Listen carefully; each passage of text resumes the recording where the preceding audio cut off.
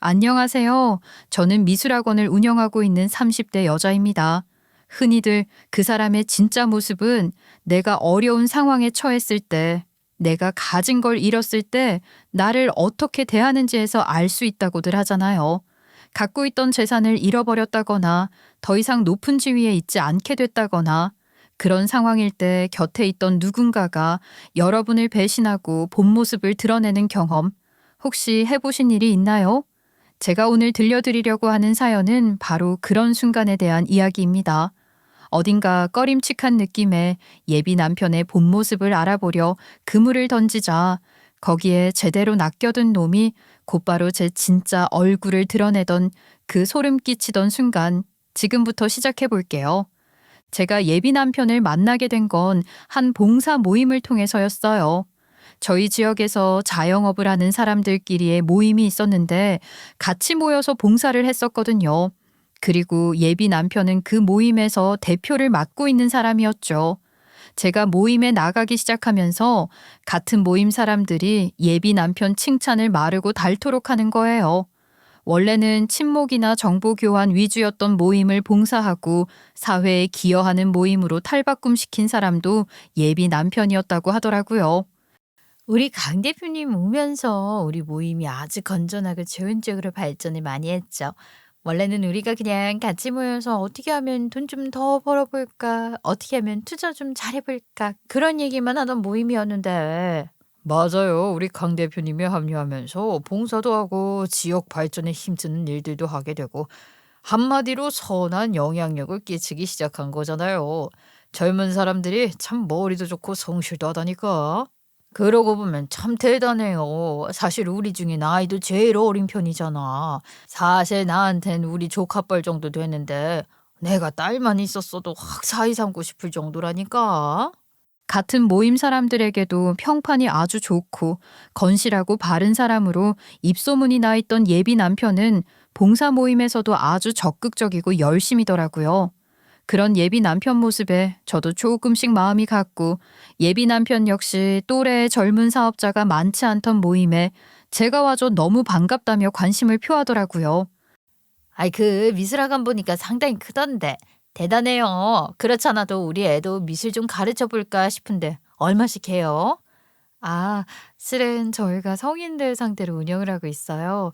예전엔 입시반도 운영했었는데 제가 너무 힘들더라고요. 요즘은 성인 취미반 위주로 운영하고 있어요. 그냥 체험용으로 오시는 분들도 계시고요. 와, 그렇구나. 근데 거기 월세는 얼마씩 해요? 장난 아니죠? 여기 서 원장님네 부모님이 갖고 계신 건물이래요. 그래서 월세 걱정도 없는 거지. 와, 부럽다. 근데 윤 사장님은 그걸 어떻게 알았어요? 아유, 사실 서 원장님 부모님 건물이 하나 더 있는데 내가 거기서 장사하는 중이잖아. 그래서 알고 있었지. 우와, 금수저셨구나. 부럽네요, 진짜. 아유, 아니에요, 아니에요. 금수저는 무슨. 그냥 저희 부모님 재산이신 거고 저는 제 나름대로 제 일을 하고 있는 것뿐인데요, 뭘. 사람들과 그런 얘기들이 오가다가 예비 남편이 언제 한번 저희 미술학원에 와보고 싶단 얘기를 하더라고요. 본인이 노력해서 미술학원 운영도 하고 대단하신 거죠. 언제 저도 한번 배우러 가도 될까요? 사실 그림이나 예술 쪽이랑은 담을 쌓고 살아서 졸라맨만 겨우 그리는 수준이긴 한데. 어머, 그럼요. 언제든 오세요. 제가 잘 봐드릴게요. 그냥 예의상 한 말인 줄 알았는데 예비 남편은 실제로 얼마 뒤 저희 학원에 그림을 배우러 왔고 같이 밥을 먹게 됐죠. 그러면서 대놓고 제가 마음에 들었다고 얘기를 하더라고요. 저도 모임에서 예비 남편에 대한 인상이 좋았기도 했고 사람들이 다들 1등 신랑감이라며 추켜 쓰는 말들을 많이 했던 터라 굳이 거절할 이유가 없었던 것 같아요. 연애를 시작한 지 2년 정도 시간이 지나서는 양가에서 결혼 얘기까지 나오게 됐어요. 그렇게 아직 상견례까지는 하지 않았지만 넉넉히 시간을 두고 결혼 준비를 시작하고 있던 어느 날이었습니다. 그날은 같이 웨딩홀을 알아보려고 한 날이었는데 갑자기 예비 남편에게서 연락이 온 거예요. 아이, 자기야, 어쩌지? 내가 회사에 너무 급한 일이 생겨서 오늘 식장 보러 가기가 어려울 것 같은데 그냥 혼자 보고 올래? 사실 나는 당신이 좋다는 데면 다 좋거든. 나보단 자기가 더 안목도 있고 잘 볼 거 아니야. 무슨 일인데 그래? 아, 그래도 우리가 같이 하는 결혼식인데 같이 가서 하긴 해야지. 혹시 무슨 큰일은 아니지? 아니야. 그냥 내가 해결할 수 있는 일이긴 한데 내가 없으면 안 될 것 같아서 그래. 근데 식장 고르는 것도 시간 겨우 뺀 거잖아. 그냥 당신이 혼자 좀 알아봐 주라. 정말 미안해. 너무 급한 일이라 그래. 알았지? 그렇게 예비 남편이 급히 전화를 끊었는데 어쩐지 좀 걱정이 되는 거예요. 처음엔 이 남자 말대로 혼자 알아볼까 생각도 했는데 둘이 같이 하는 결혼식에서 저 혼자 이것저것 결정을 한다는 게 좀 말이 안 되는 것 같아서 플래너분께 다른 일정을 다시 잡아달라고 연락을 드렸죠. 그리고 걱정이 돼서 예비 남편이 하는 회사로 말없이 찾아가 봤어요. 큰일은 아니라고 했지만 워낙 목소리가 너무 정신이 없어 보이기도 했고 특히 예비 남편이 전화를 끊을 때 마지막엔 막 밖에서 소리를 질러대고 급히 대표님 하며 저희 예비 남편을 찾는 다급한 목소리도 들려왔었거든요. 혹시 무슨 안 좋은 일이 생긴 건 아니겠지 싶은 걱정이 돼서 돌아가는 길에 잠깐 남편 회사에 들르려고 가는 길이었는데 저 멀찍이서 소란스러운 모습이 보이더라고요. 무슨 일인가 싶어 다가갔더니 남편 회사 앞에서 싸움이 난 것 같더라고요.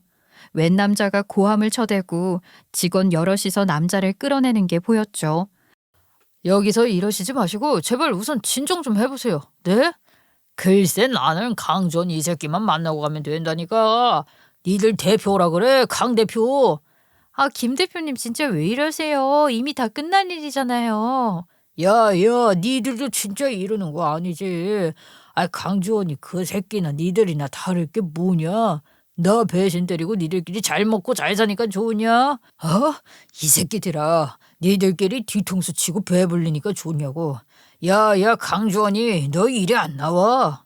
저희 남편더러 나오라고 불러대는 걸 보니 뭔가 심각한 문제가 있는 듯 보였고 잠시 뒤 남편이 모습을 드러냈어요. 저는 무슨 상황인지 파악하려고 일부러 웅성대며 모인 사람들 뒤에 몸을 숨겼죠. 아이 그래, 나왔다 어쩔래. 이 새끼가 한 번 팽당했으면 되지. 여기가 어디라고 찾아오길. 야, 넌 어떻게 양심도 없냐? 내 앞에서 뭐가 그렇게 당당해, 이 배신자 새끼야. 꼭 이렇게 가진 것도 없는 놈들이 양심 운운해요. 그러는 넌 그렇게 착하게 이것저것 다 잘 지키고 살아서 지금 너한테 남은 게 뭔데? 지금 네 꼴을 좀 봐라. 무슨 거지 새끼도 아니고 말이야. 야, 이제 너 여기 대표 아니거든. 엄연한 내 단독 명의회사고 너한테 이제 지분 하나도 없다고. 괜히 용 쓰지 말고 그냥 얌전히 돌아가라. 그럼 더 이상 건들진 않을 테니까. 건들지는 않겠다. 그럼 뭐 어쩔 건데. 내가 가만히 있을 것 같아. 이대로 얌전히 당하기만 할 것 같냐고. 내가 너 반드시 망하게 만든다. 너 혼자 잘 먹고 잘 살기는 절대 못 두지. 두고 봐. 그래서 네가 뭘 할 수 있는데 여기서 앞으로 맨날 이러고 1인 시위라도 하시겠다.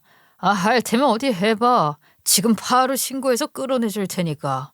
무슨 상황인지 정확한 파악은 어려웠지만 예비 남편이 뭔가 안 좋은 일에 휘말렸다는 건 분명해 보였어요. 특히나 그동안 제 앞에서도 모임에서도 늘 반듯하고 건실한 모습만 보여왔던 예비 남편에게서 전혀 못 보던 모습을 본 것도 좀 충격적인 대목이었죠.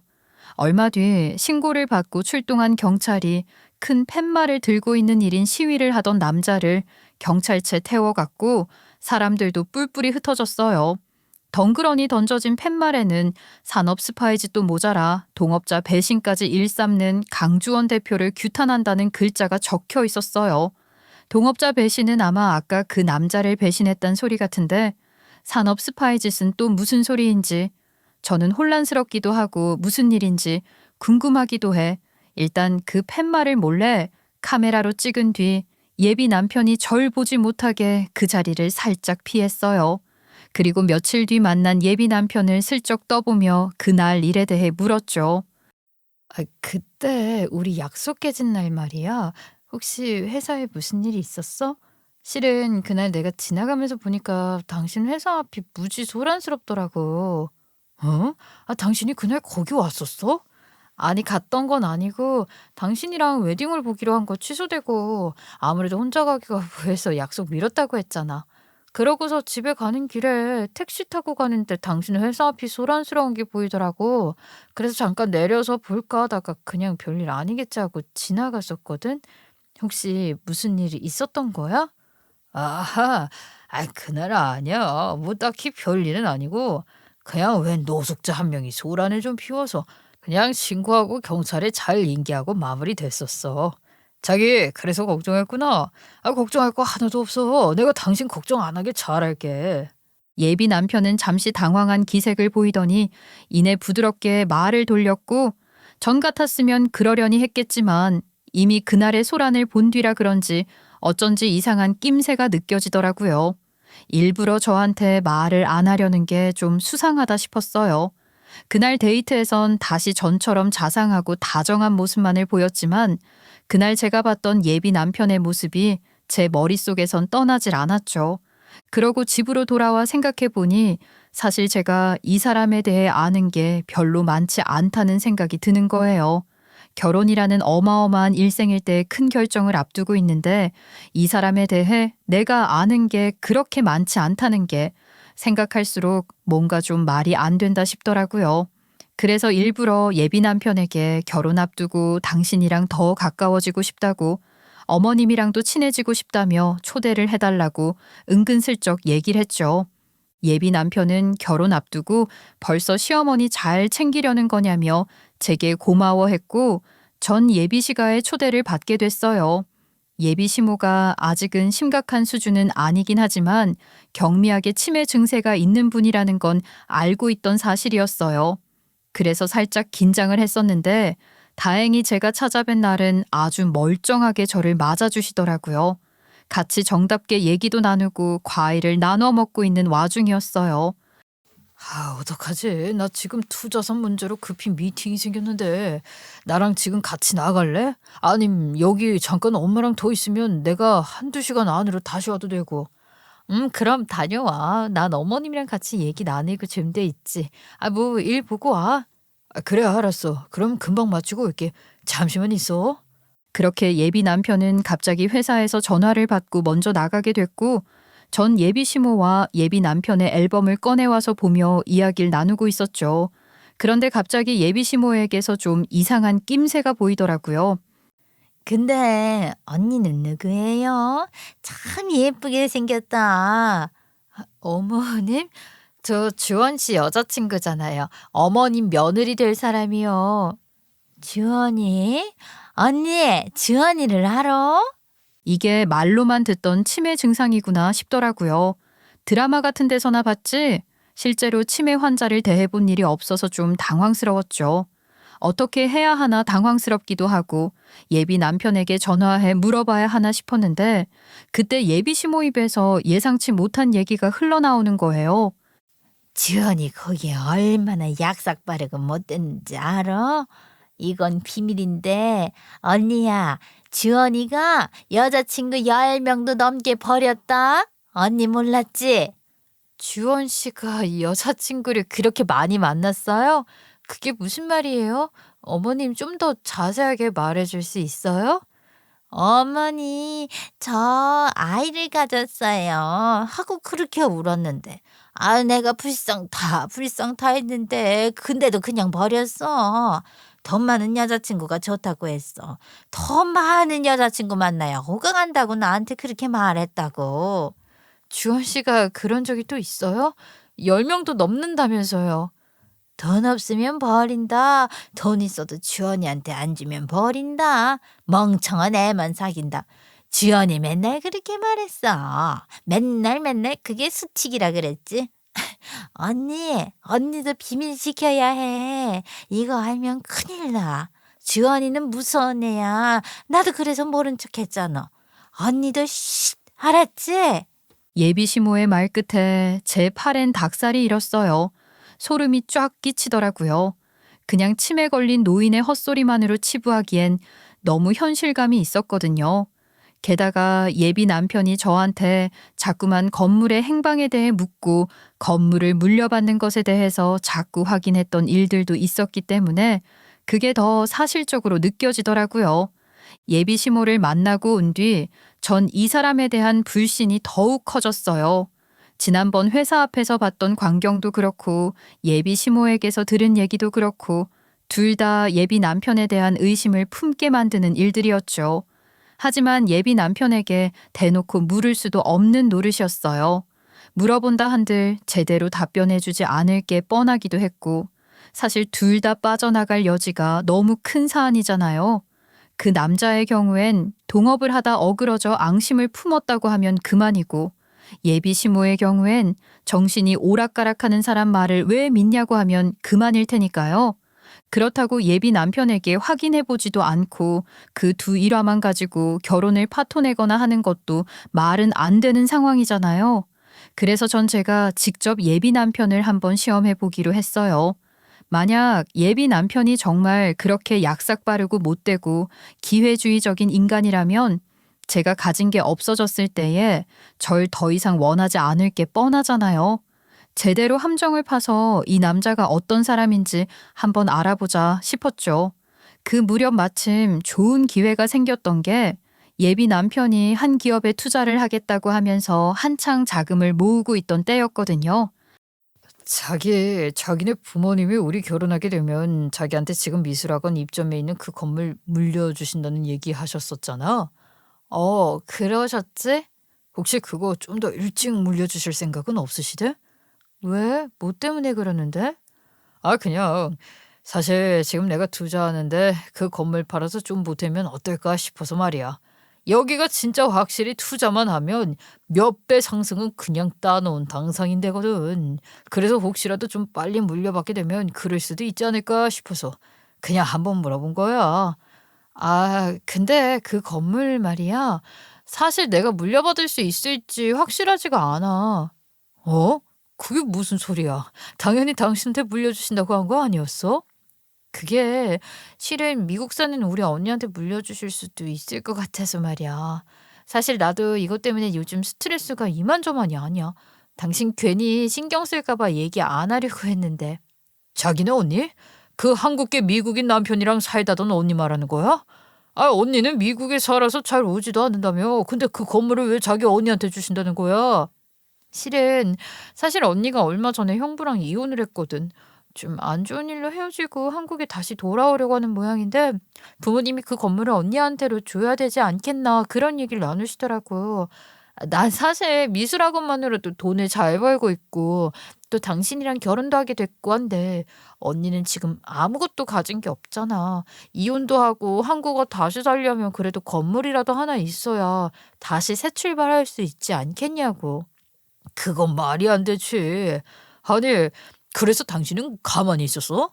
그런 법이 어딨어. 당연히 당신한테 주겠다고 하신 건데 그런 식으로 말을 바꾸는 건 진짜 아니지. 난 솔직히 내가 뭐 맡겨놓은 것도 아니고 사실 따지고 보면 장녀인 언니한테 먼저 가는 게 맞긴 하잖아. 내가 부모님더러 이래라 저래라 할 수 있는 입장도 아니고 어쨌든 아직 결정된 일은 아니긴 해. 근데 당신도 미리 알고는 있어야 할 것 같아서 말하는 거야. 말도 안 돼, 진짜. 자기야, 그거 절대 뺏기면 안 돼. 갑자기 미국에서 끼어든 언니한테 그걸 왜 뺏겨 바보같이. 그건 당신의 당연한 권리라고. 알았지? 예비 남편은 잔뜩 흥분하며 무조건 건물의 권리를 지켜야 한다고 우기더라고요.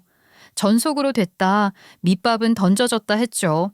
이렇게 한 차례 밑밥을 던져뒀으니 이 다음엔 제대로 낚기만 하면 된다 싶더라고요. 저한테 실제로 언니가 있기는 했어요. 미국에 사는 언니가 있긴 했지만 그 언니는 본래 저의 팔촌쯤 되는 친척 언니였고 어릴 적 부모님이 돌아가시면서 저희 집에서 양녀로 받아들였던 언니였어요. 어릴 때 당장 오갈 데도 없고 또 학교도 가고 하려면 어쨌든 호적에는 올려야 하니까 저희 집에서 입양을 했던 거였죠. 하지만 언니가 자라게 되고 결혼도 생각하게 되면서는 법적 절차를 고려해 파양 절차를 밟게 됐고 지금은 사업을 하는 한국계 미국인인 남편을 만나 미국에 가서 살고 있었거든요.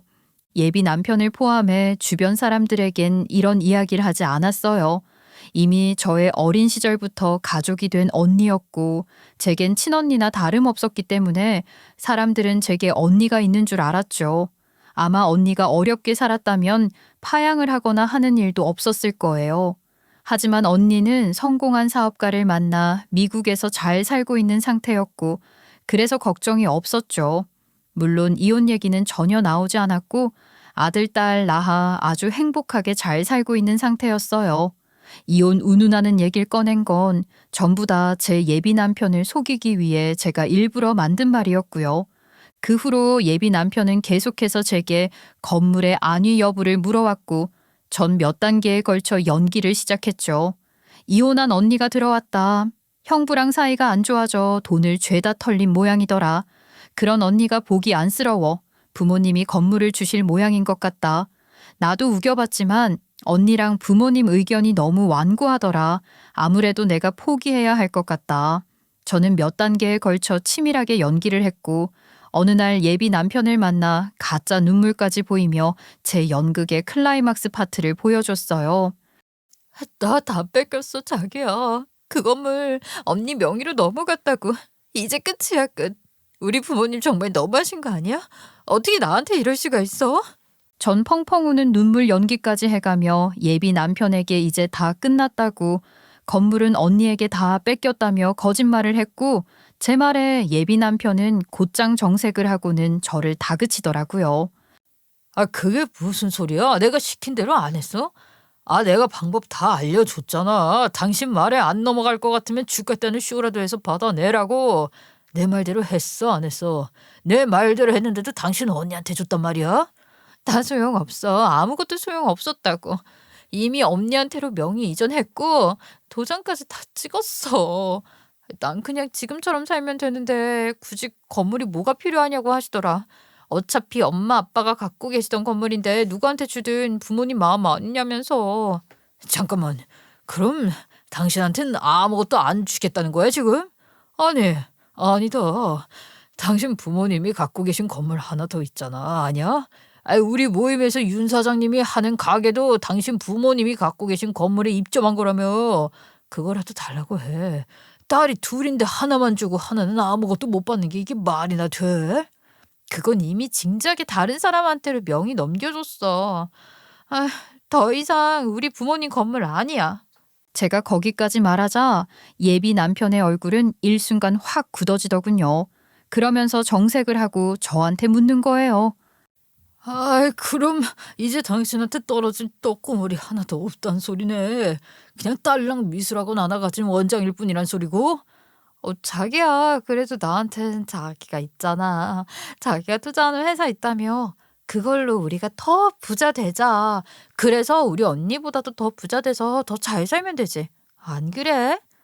아, 지금 나더러 아무것도 가진 거 없는 너 데려와다가 왕비 만들어 달라 소리 하는 거냐? 어?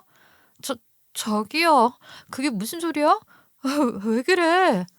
아씨, 장난하나. 내가 지금 가진 거 하나 없는 똑같은 처지 자영업자 만나려고 지난 2년간 뺑이 치면서 너한테 그 짓거리들 한 줄 알아? 가짜는 소리 하고 있네 진짜.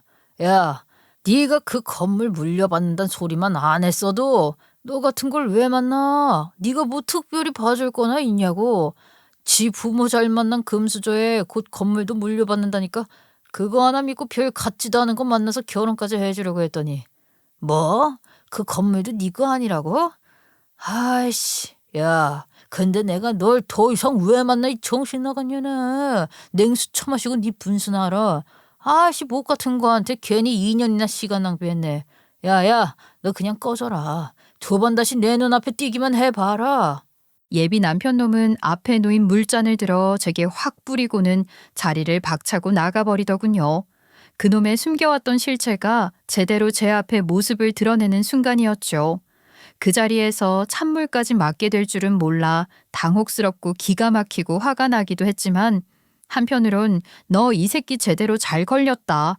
그래, 내가 한번 제대로 끝까지 네 인생 조져주마 하는 희열감으로 타오르는 순간이기도 했어요.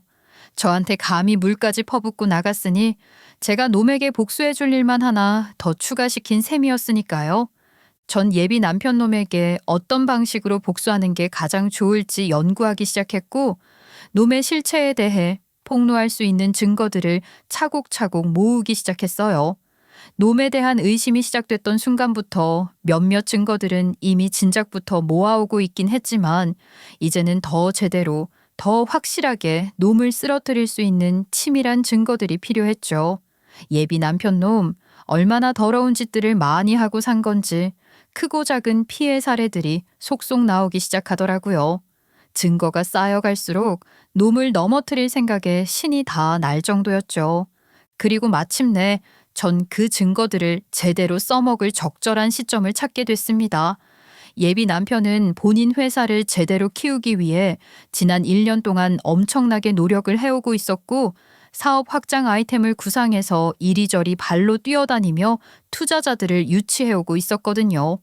투자자들에게 투자 유치를 받기 위해 가장 중요한 건 무엇보다 바로 신뢰 아니겠어요?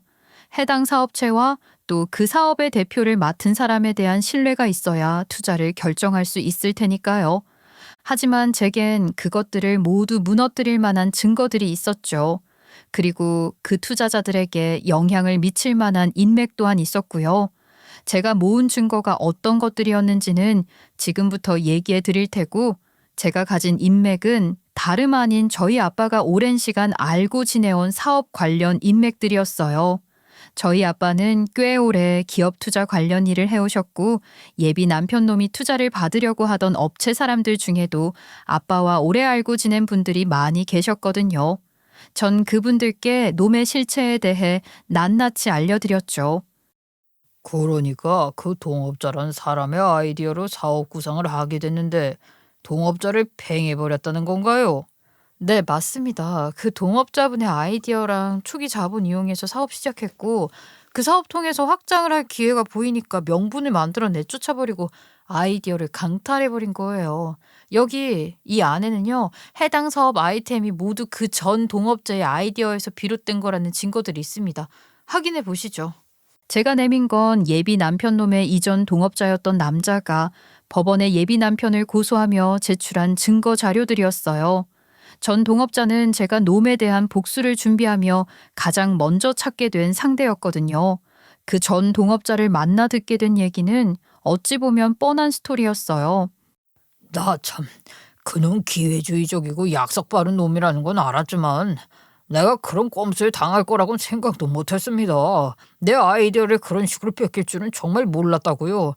횡령이니 뭐니 내가 하지도 않은 일들을 뒤집어 씌워서 날 내줬더니 내 아이디어를 가지고 저 혼자 투자 받아서 사업을 키울 생각을 하다니, 아이씨, 내가 억울해서 진짜 살 수가 없었어요.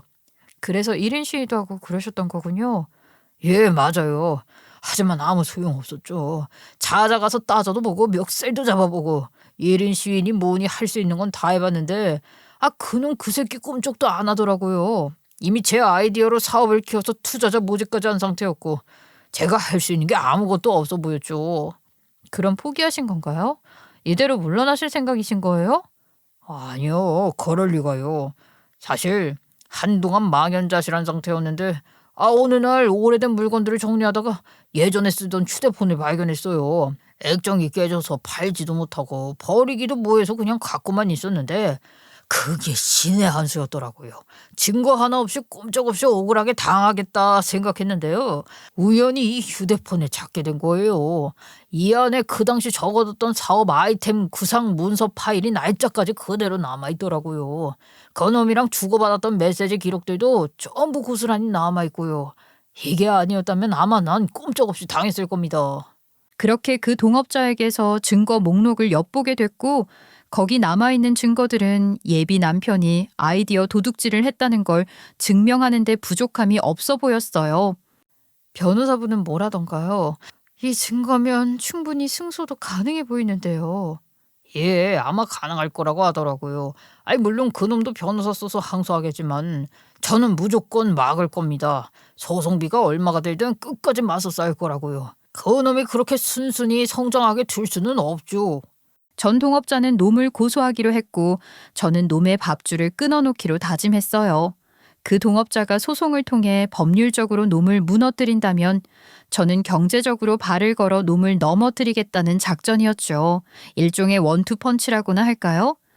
동업자분은 이미 소송에 들어갔고 한 차례 재판도 있었습니다. 이미 속속 증거들이 나온 상태고요. 승소가 닥이 보인다고 하더라고요. 이야, 그런데도 감쪽같이 그 사실을 숨기고 우리한테 투자를 받으려고 했다는 거야. 아, 나 참, 이 증거들만 봐도 영 몹쓸 인간이네, 이거. 아, 그러게 말이에요. 야, 이거 우리가 함부로 투자했다가 우리까지 온팡 뒤집어 씌게 될 뻔했는데요. 괜히 나중에 법적 분쟁 휘말리고 했어봐요. 표절이다 뭐다 법적 시비 붙으면 투자한 우리만 개쪽박 차는 거지. 아이, 요즘이 어떤 세상인데. 아무리 아이디어가 좋아도 회사에 문제 있는 거 알면 불매다 뭐다 해서 소비자들이 바로 행동으로 보여주는 세상이잖아요. 아, 이거 투자 잘못했다가는 우리까지 피해보게 생겼네. 그 전에 알게 돼서 천만다행이네요. 그러니까요. 이전에 알게 된 게 우리한텐 신의 한 수네요. 고맙습니다. 이거 하마터면 큰일 날 뻔했네 그래. 물려 저희 아버지께서 오래 알아오신 분들이라고 하셨는데 피해 입으시는 상황을 두고 볼 수는 없죠. 그렇게 아빠의 인맥이었던 투자자 두 분을 통해 입소문은 빠르게 번져갔고 소문이란 건 발이 빠르잖아요. 다른 투자자들 사이에서도 전 예비 남편놈의 행실은 소문이 퍼졌죠. 당연히 투자는 모두 물 건너간 뒤였고요. 일이 다 엎어지고 나자 소문의 근원을 찾던 예비 남편놈은 어떻게 알아챘는지 저한테 연락이 와서는 욕지거리를 퍼부어대더라고요. 야, 너였어? 아, 네가 그랬다며? 다짜고짜 연락해서 무슨 헛소리야? 나더러 꺼지라 말아 할 땐 언제고 왜 전화질인 건데? 너 대체 나한테 왜 그랬냐? 나한테 무슨 억하심정이 있어서 그딴 짓을 꾸몄냐고. 아, 너 설마 내가 너랑 결혼 안 해줬다고 이러는 거야? 나한테 파혼당한 게 그렇게 억울하셨어? 그러게 나랑 결혼이 하고 싶었으면 그 건물이라도 제대로 챙겨왔어야 될 거 아니야. 금수저로 태어난 게 네 유일한 능력이잖아, 능력. 그럼 그 능력이라도 10분 발휘해서 그 건물이라도 챙겨왔어야 내가 이뻐해주지. 아, 지연이한테 뺏기고 가진 거 하나도 없어진 게 나한테 버려졌다고 뭐 한이라도 품고 이러는 거냐? 내 유일한 능력? 가진 거 하나 없어?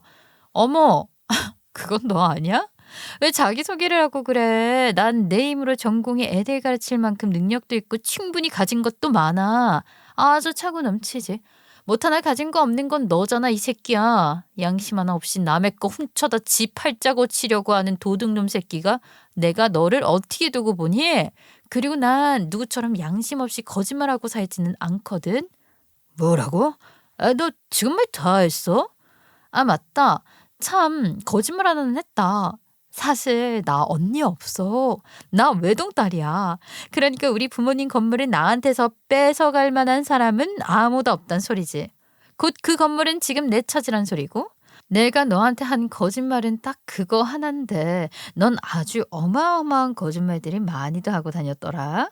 기다려봐. 내가 차차 하나씩 다 까발려 줄 테니까.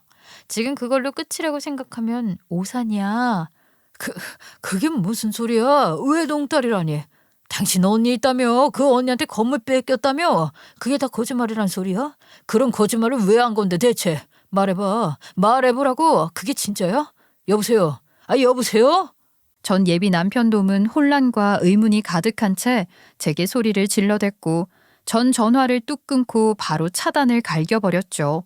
제가 연락도 받지 않자 전 예비 남편놈 얼마나 답답했는지 저희 집 앞까지 찾아와서는 배를 눌러대더라고요.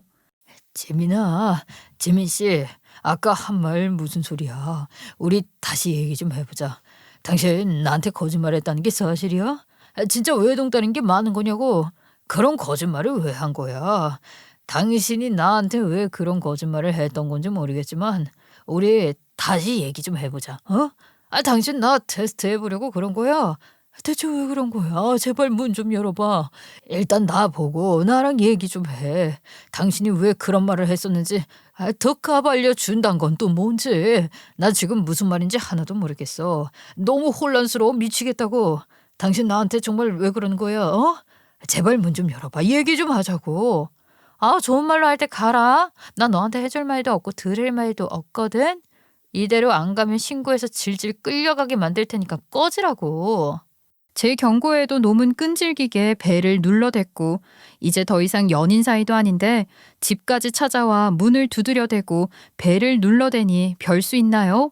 112에 신고를 해 끌어내줬죠. 전 예비 남편놈 경찰에 의해 끌려가면서조차 발악을 하더군요. 나 저 사람이랑 결혼할 남자라고요. 이거 나요. 지민 씨 뭐라고 말 좀 해봐 좀. 미친놈. 결혼은 누가 결혼이야. 나한테 꺼지라고 물 뿌려대며 파토 낼 땐 언제고. 전 모르는 사람이에요. 끝난 사이인데도 자꾸 찾아와서 저러니까 진짜 소름 끼치고 무섭더라고요. 제발 다신 제 앞에 못 찾아오게 해주세요. 부탁드려요 경찰관님. 야야 서지민 너 진짜 이러기야? 너 지금 무슨 쇼 하는 거야? 나랑 그 건물 같이 나눠 갖기 싫어서 쇼 꾸민 거냐? 뭐 하는 짓이냐고 대체? 전 예비 남편놈은 그렇게 마지막 모습까지 추하게 끌려갔고 놈은 아마 그게 마지막이라고 생각했겠지만 제 복수는 거기서 끝이 아니었어요. 법적, 경제적 복수는 이뤘지만 마지막 하나가 더 남아 있었죠. 바로 사적 복수 말이에요. 어쩌면 전 그놈이 투자 못 받도록 무너뜨리는 것만큼이나 그놈이 쌓아온 가짜 이미지들을 무너뜨리는 게 더 중요했던 것 같아요. 그놈에 대한 말도 안 되는 좋은 이미지들이 사람들 사이에 퍼져 있었잖아요. 1등 신랑감이라느니, 건실한 청년이라느니, 선한 영향력, 착한 자영업자, 좋은 사장님 그런 말도 안 되는 수식어들이 놈을 가리키고 있다는 사실이 견딜 수 없을 정도로 소름이 돋았거든요. 저 역시 한때는 놈이 정말 그런 사람인 줄 착각했다는 사실도 혐오스러울 만큼 싫었고요. 그놈에 대한 그 말도 안 되는 포장들을 다 파헤치고 놈의 이미지를 완전히 끝장내줘야 비로소 두 발 뻗고 잠을 잘 수 있을 것 같더라고요. 전놈의 실체에 대해서 놈에 대해 알고 있는 사람들에게 폭로를 해줬어요. 그렇다고 공개적으로 몇십 명을 모아놓고 폭로 연설을 할 필요는 없었어요. 그렇게 했다가는 제가 역으로 고소당하기 십상이기도 하고 애초에 그런 노동력까지 들일 필요도 없었죠. 원래 소문이란 게 그렇잖아요. 가장 입이 가볍고 발이 넓은 사람 두어 명에게만 말해주면 원하지 않아도 무서운 속도로 빠르게 퍼져가는 게 바로 소문이란 거니까요. 어머. 그러니까 자기가 그 건물 못 물려받는다고 하자마자 물 뿌리고 파혼을 하자고 했단 말이야? 세상에. 강 대표 그렇게 안 봤는데 진짜 무서운 사람이네. 세상에 두 사람 파혼했다는 소문 돌고 이런저런 말들이 많았는데 그런 비하인드가 있을 줄은 생각도 못했다 정말. 실은 나 그 소문 듣긴 했었어. 뭐 건물 운운하면서 물 뿌리고 갔다고 그런 얘기 들었었거든. 근데 에이, 설마 강 대표가 어디 그럴 사람인가 하면서 안 믿었는데 그게 다 사실이었다니 정말 충격이다. 실은 그것만이 아니에요. 제가 그 사람이 그럴 리가 없다고 생각하고 아닐 거다 믿던 와중에 알게 된 사실인데요. 이건 정말 너무 소름이 끼쳐서. 왜요? 무슨 얘긴데 그래요? 말해봐요. 우리가 도울 수 있는 일이 있을지도 모르잖아요. 맞아요. 우리도 알고 있어야 대처를 하죠. 사실은 그게 그 사람이 제가 건물을 물려받지 못하는 상태가 되니까 절 그렇게 버린 것처럼 이미 전적이 화려했더라고요. 그 사람 대학 시절부터 아주 유명했대요. 그때도 요 말빨 하나는 끝내줬던 건지 여자친구들을 잘 만나고 다녔는데 자기한테 어떻게든 이득이 되는 사람들만 골라 만났다는 거예요. 어머, 웬일이니? 무섭다. 뭐 사소하게는 자기 성적에 도움되는 친구 만났다가 그게 필요 없어지면 버려버리고 그 다음엔 자기 취업에 도움되는 친구로 갈아탄다거나 그런 식이었다는 거죠. 심지어 자기 아이를 가진 여자친구마저도 버렸고요. 그 얘기 들을 땐 정말 소름이 다 돋더라고요. 제가 그 남자에 대해서 알아보면서 알게 된 피해자만 10명이 넘었어요. 근데 그게 다가 아니겠죠? 훨씬 더 많을 거라고 봐요. 사실 그러고 생각해보니까 나 강 대표가 어떤 여자한테 엄청 함부로 대하는 거 본 적이 있었는데 그때 내가 본 게 진짜였나 보다. 그런 걸 목격했단 말이에요? 왜 진짜 말을 안 했어요? 아니 그땐 그냥 강 대표가 자기 변명 엄청 하더라고. 뭐 그 여자가 알고 보니까 유부녀였고 자기 속였고 꽃뱀처럼 돈 보고 달려들었다는 둥. 막 그래서 난 강 대표가 피해자겠거니 한 거야. 근데 지나고 생각해보니까 그것도 그게 아니었던 모양이네. 아, 왜요? 그 여자한테 어떤 식으로 했었는데? 장난 아니었어. 내가 우연히 그 골목 지나가다가 본 건데 아우 하마터면 경찰에 신고까지 할 뻔했다니까. 그렇게 살벌한 눈빛 내가 처음 봤지 뭐야. 강 대표가 나중에 내가 본 거 알고 막 해명을 하는데 해명 듣고 그냥 내가 넘어간 거였지. 아유 지금 생각해보면 그게 다 개수작이었는데 그때 내가 멍청했던 거야. 와 진짜 강 대표 이거 상종 못할 인간이네.